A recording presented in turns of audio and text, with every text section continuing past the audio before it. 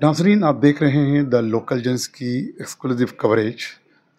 Apple House Khidderpore से Sufi Jamil Akhtar literary society के बेबाक छमाही रिसाले का 7वां 8वां शुमारा। जी। हमारे बीच मौजूद हैं परवेज़ अख्तर साहब, जो कि अदीब शायर हैं, और सबसे बड़ी बात है कि अदारे के सेक्रेटरी भी हैं। परवेज़ अख्तर साहब, क्या कहेंगे? मुसलसल कामयाबी के साथ सफ़र तय करता बेबाक। अल्हम्दुलिल्लाह, अल्लाह का शुक्र है कि जिस तरह से नेक नियति के साथ हम लोग कोशिश कर रहे हैं और जो ईमानदारी का तकाज़ा है उसको हम लोग बरत रहे हैं, तो उसका नतीजा जो है बहुत बेहतर सामने आ रहा है। और देख रहे हैं कलकत्ता, उसके अतराफ़ और दीगर इलाक़ों से लोग जो है बहुत जोश खरोश के साथ हमारी तक़रीब में शामिल हो रहे हैं, हमारी हौसला अफ़ज़ाई कर रहे हैं। उन्हें इस बात पर यकीन है कि हम लोग वाकई जो है उर्दू के लिए और ज़बान के लिए जो है कोशिश कर रहे हैं। जिस तरह से देखा गया कि हर रिसाले के शुमारे के इनॉग्रेशन इफ्तिताह के वक्त में मुशायरे का एक ख़ास एहतमाम किया जाता है, जो कि उर्दू अदबी तहज़ीब को ज़िंदा रखने के लिए बहुत ज़रूरी है। फ़हीम अख्तर साहब हमेशा इसकी नुमाइंदगी करते आए, क्या कहना चाहेंगे? फ़हीम अख्तर साहब तो भाई हम कहते हैं कि कुछ मामले में बिल्कुल दीवाने हैं। वह कहाँ 7 समुंदर पार रहते हैं, लेकिन जिस तरह से वो जो है ज़बान के लिए, अदब के लिए, समाजी मसाइल के लिए जो जिस तरह से वो सामने आते हैं और ख़ुद जो है सिर्फ़ सामने नहीं आते बल्कि वो खड़े हो जाते हैं कि साहब हमसे जो लेना है लीजिए, लेकिन काम कीजिए। तो ये जज़्बा जो है मैं समझता हूँ कि बहुत बड़ा असासा है। किसी भी समाज में अगर ऐसे बहुत सारे लोग जमा हो जाएँ तो बहुत सारे मसाइल बहुत आसानी से हल हो जाएँ। और परवेज़ अख्तर साहब, एक बहुत इम्पोर्टेंट सवाल। जी, जी, जी। फ़हीम अख्तर का कलकत्ते आना, साल में एक प्रोग्राम करना Sufi Jamil Akhtar literary society award को लेकर, और लोगों की नज़रें गड़ी रहती है। इस बार देखा गया कि लंदन में सीएम ममता बनर्जी का जाना होता है, ऑक्सफोर्ड में। जी, जी, जी। और वहाँ फ़हीम अख्तर का ममता बनर्जी के साथ मुलाकात, उनके हाथ में किताब देना कि मैं शहर कोलकाता में भी कभी था और आज मैं लंदन में मुकीम हूँ। किताब देना कितनी बड़ी अचीवमेंट्स मानते हैं और खुशी का मकाम है सूफ़ी जमील अख्तर लिटरेरी सोसाइटी के लिए।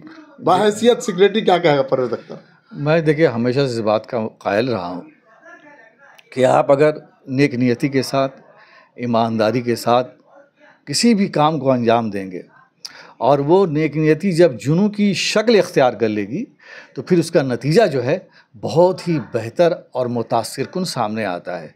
फ़हीम अख्तर ने कई दहाइयाँ दी हैं अदब को, ज़बान को, समाज के मसाइल को लेके ले, तो आज उनकी जो पहचान हुई है, ज़ाहिर बात है कि इन खिदमात का सिला है उनको, और ये उनका हक़ भी है कि जिस तरह से उन्होंने अदब के लिए, ज़बान के लिए हर जगह काम किया। और ये सिर्फ़ ये नहीं कि वो कलकत्ते में काम करते हैं, बल्कि हिंदुस्तान गिर पैमाने पे काम करते हैं।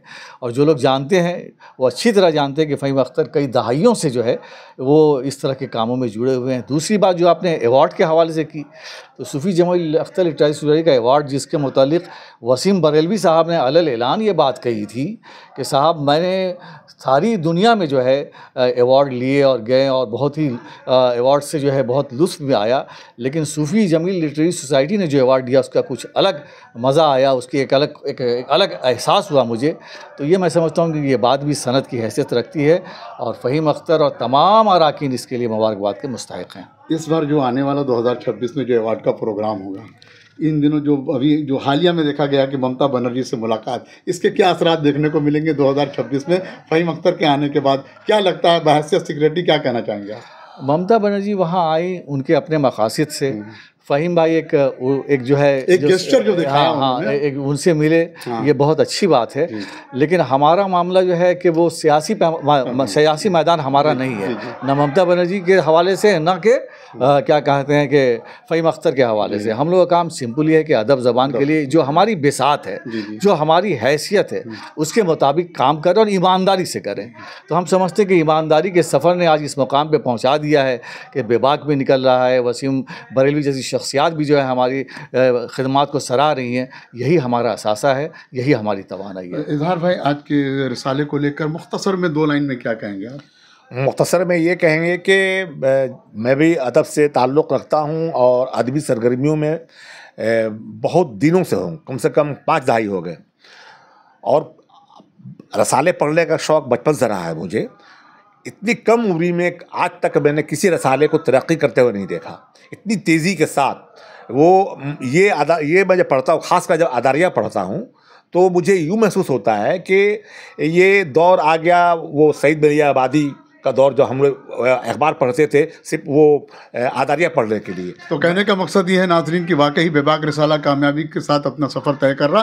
क्या कहेंगे, आने वाली नस्लों को क्या पैगाम देना चाहेगा परवेज़ अख्तर उर्दू अदब के सिलसिले से?